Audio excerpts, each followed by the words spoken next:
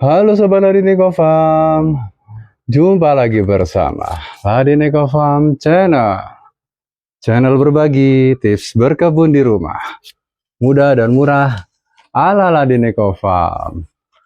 Pada kesempatan kali ini kita ada di tanggal 1 Februari 2025. Kita sekarang sedang mengontrol posisi pohon alpukat di belakang rumah yang sedang berbuah ya. Ini ada dua varietas. Yang pertama ini adalah alpukat SW02, batangnya ini.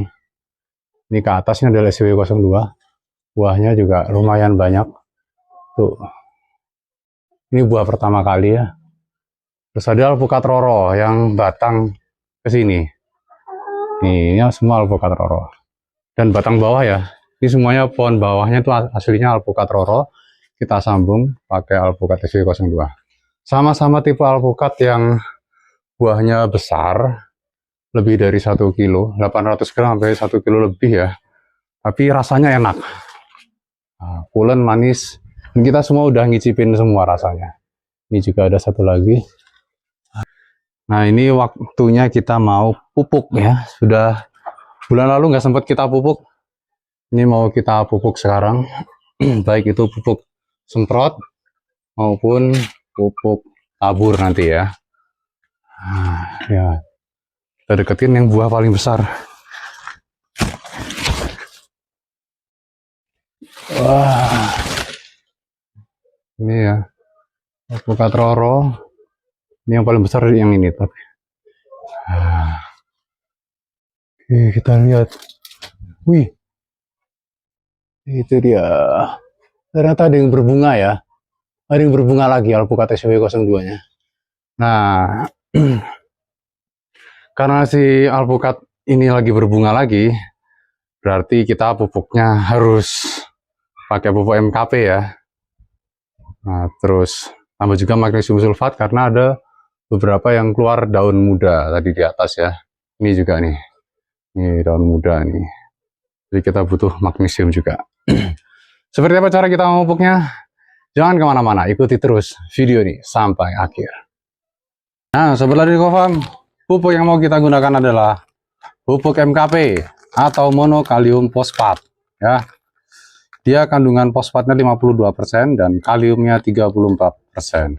Ini memang biasanya kita gunakan untuk proses pembungaan alpukat ya, ataupun buah-buahan yang lainnya.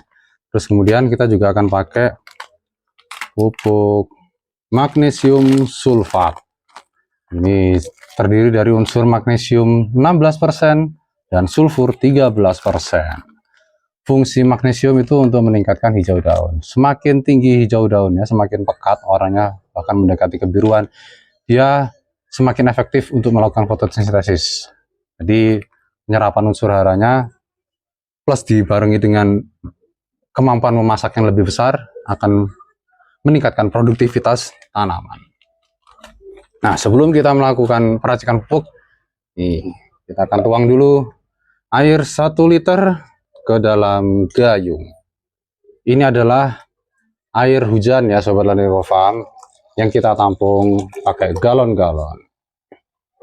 Nah, air hujan ini kelebihannya adalah dia relatif tinggi unsur nitrogen alami ya.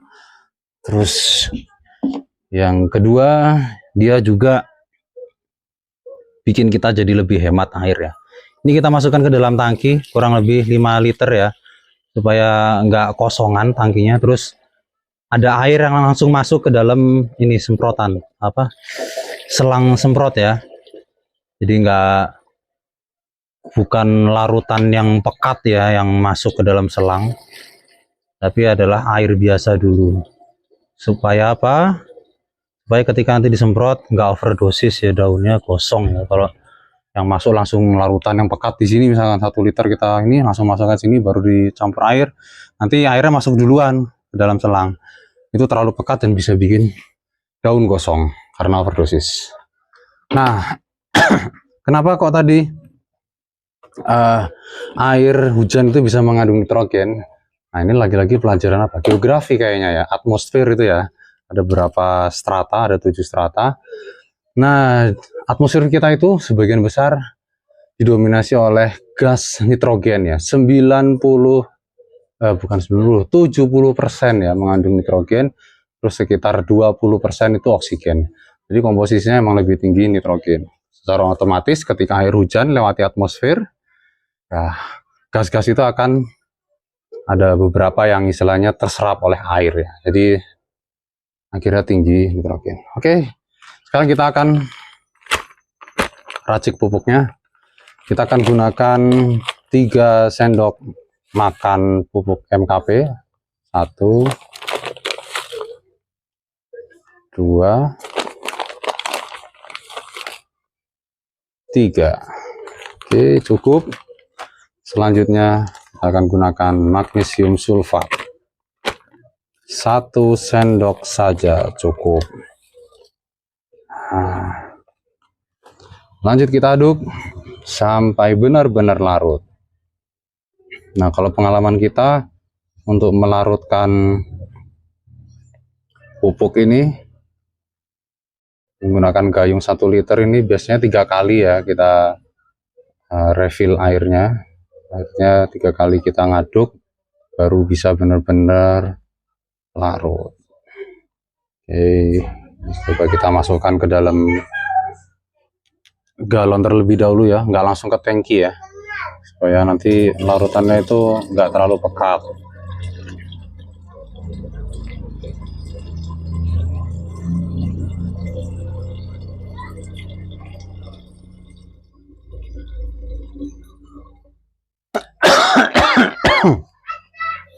Mohon maaf ini sebelah di Wuhan kita lagi agak sedikit batuk ya, capean, banyak bergadang kerjanya sekarang.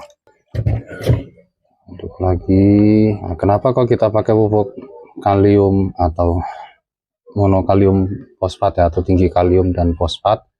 Ya memang karena fase pengisian buah termasuk fase untuk pembungaan itu kita butuh pupuk dengan tinggi unsur kalium dan fosfor. Nah, terus ini kan air hujannya mengandung nitrogen, diperlukan nggak sih? Sebenarnya nggak diperlukan ya, tapi kalau diperlukan hanya sangat sedikit, dan pupuk air hujan ini udah cukup ya untuk menumbuhkan daun atau menjaga supaya pohon tidak kekurangan unsur nitrogen ya. Udah cukup banget. Oke, sekarang punya kita tuang ke dalam galon.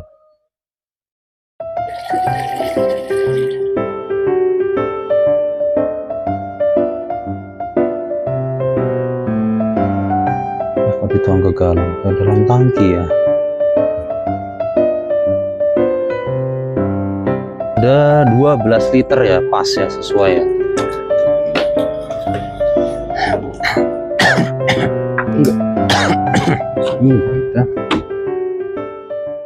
Nah, Sobat Radioham, sebelum kita melakukan penyemprotan, kita akan sedikit buka ya tajuknya supaya sinar matahari bisa masuk ke daun-daun alpukat, yaitu dengan cara kita mengurangi daun-daun pisang. Ini pisang raja, memang sengaja kita tanam. Jadi satu tempat tumbuh ini ada 2 tanaman, yaitu yang pertama alpukat yang memang kita utamakan, yang kedua pisang untuk tambahan ya, atau selingan ya. Nah ini karena yang kita prioritaskan adalah alpukat, maka daun-daun pisang ini secara berkala kita pangkas ya, supaya daun pisangnya nggak nutupin alpukat. Nah ini kita pangkas di sini, kita pangkas di sini, aduh. Terus mana lagi yang nutupin sini ya? Oke.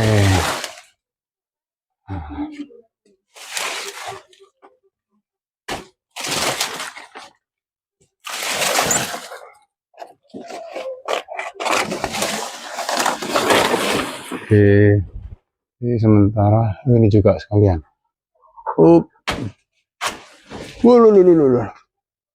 Ya. Gimana dia? Nggak mau jatuh? Ya, nggak apa-apa lantai. Ya udah nggak apa-apa, nanti dia akan jatuh sendiri kena angin. Lanjut kita beresin. Aduh, hati-hati ya, banyak turun getah. Tapi pisang ini kalau kena baju, si warnanya jadi coklat. Nah, ini si daun pisangnya bisa kita masukkan ke dalam kandang ya. Kita buat kasih makan ke ayam.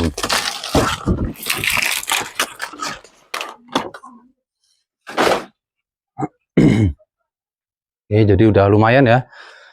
Nggak ada daun alpukat yang ketutupan daun pisang secara langsung.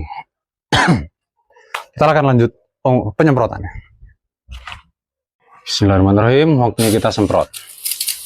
Nah, ini kita penyemprotannya dilakukan di bawah daun dulu ya.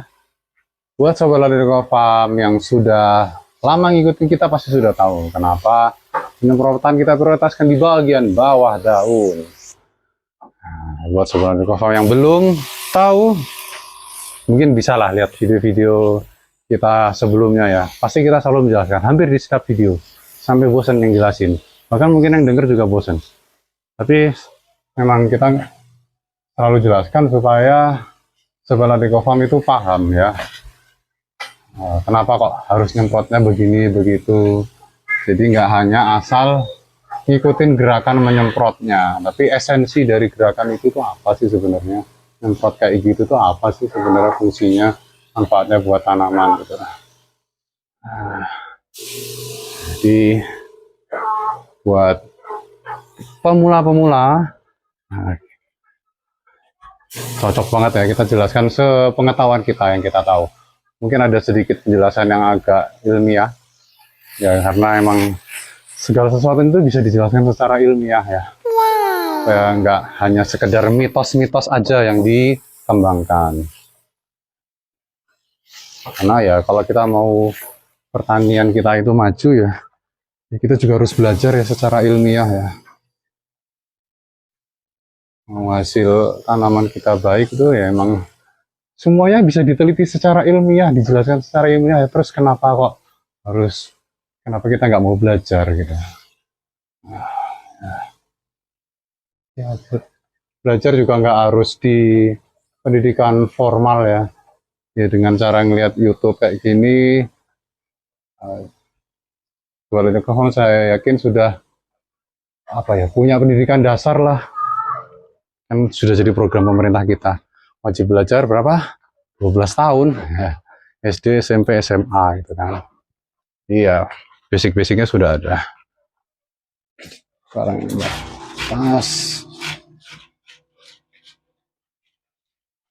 Ada yang nanya kok videonya kok semprot semua sih pupuknya. Ada yang tanya. Videonya semprot-semprot semua. Iya kok semprot.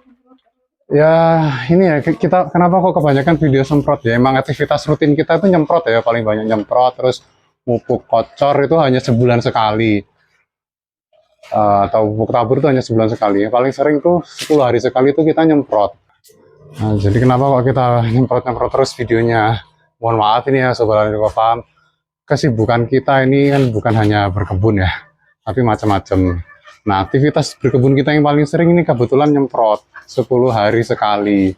Dan ya kita hanya bisa berbagi pikiran atau berbagi pengalaman ya ketika kita pas nyemprot. Sambil nyemprot ada durasi waktu kita bisa untuk jelaskan apa-apa yang perlu kita ketahui kalau kita mau berkebun di rumah. Di sekali dayung 2-3 pulau terlampaui lah, sambil kita nyemprot kita bisa berbagi basic-basic pemeliharaan di kebun Ladeko Farm ya. Dan ini real ya. Ya rahasianya di situ. Kalau kita mau punya hasil pertanian yang bagus, duriannya cepat berbuah, alpukatnya ini usia 2,5 tahun ya sudah mulai belajar berbunga gitu kan, berbuah. Pokoknya sudah sebesar ini ya karena emang rutin pemupukannya. Itu artinya kita memberi contoh, memberi bukti ya ke Sobat Ladeko Farm yang kita lakukan tuh ini gitu loh. Dan hasilnya ya seperti ini, coba dilihat sendiri kan. 2,5 tahun udah berbuah, banyak nggak percaya kan. Nah mungkin kebanyakan orang ya habis nanam sudah dibiarin gitu aja. Makanya terus banyak yang ngeluh, kok tanamanku, durianku sudah 10 tahun nggak berbuah-berbuah ya. Nah pertanyaannya simpel pasti. Dipupuknya setiap atau dipupuk apa enggak duriannya itu. Kalau ketika tanya gitu jawabannya enggak, ya sudah, jawabannya di situ karena nggak pernah dipupuk ya nggak berbuah-berbuah. Beda banget sama kita, 10 hari sekali disemprot pupuk, terus setiap sebulan sekali dipupuk kocor dan tabur, kan ya hasilnya jadi beda banget. Artinya pemupukan itu ternyata memang signifikan berpengaruh terhadap produktivitas tanaman ya, Sobat Ladang Info Farm. Udah lah, nggak usah berdebat. Ada kok yang nggak perlu dipupuk bisa berbuah, itu durian di hutan. Ya udah sana, ke hutan aja sana. Ya karena di hutan itu dia sistem ininya ya, sistem ekosistemnya tertutup ya. Semua daun, buah itu ya jatuhnya di tanah, nggak ada yang makan. Ya, akhirnya bagus produktivitasnya. Kecukupan unsur haranya tercukupi semua dari hutan. Tapi lama-lama ketika buah duriannya diambilin, lama-lama pasti nggak akan subur lah. Gitu. Nah, balik lagi ke alpukat, ya. Jadi alpukat juga sama. Bahkan alpukat ini dia kan, wah ini ada yang berbunga nih. Ya berbunga lagi ya. Alpukat roronya berbunga lagi, alpukat SW02-nya juga berbunga lagi. Jadi berkelanjutan ya, nggak putus ya. Nah alpukat ini dia untuk matang itu butuh waktu 6 bulan ya, cukup lama ya, 6 bulan untuk dari pentil sampai siap dikonsumsi dengan rasa yang enak itu 6 bulan. Jadi emang butuh lebih banyak unsur hara ya daripada durian. Ya, Sobat Ladang Info Farm juga wajib melakukan pemupukan ke tanaman alpukatnya. Terus ya kita semua ini sudah pernah icip semua buahnya ya, baik SW02 ataupun alpukat roro. Nah, alpukat roro itu kita antri buahnya dulu pertama kali ngicipin sampai 2 tahun ya. Terus alpukat SW02 pun 3 tahunan kali ngantri buahnya ya, baru bisa kita icipin.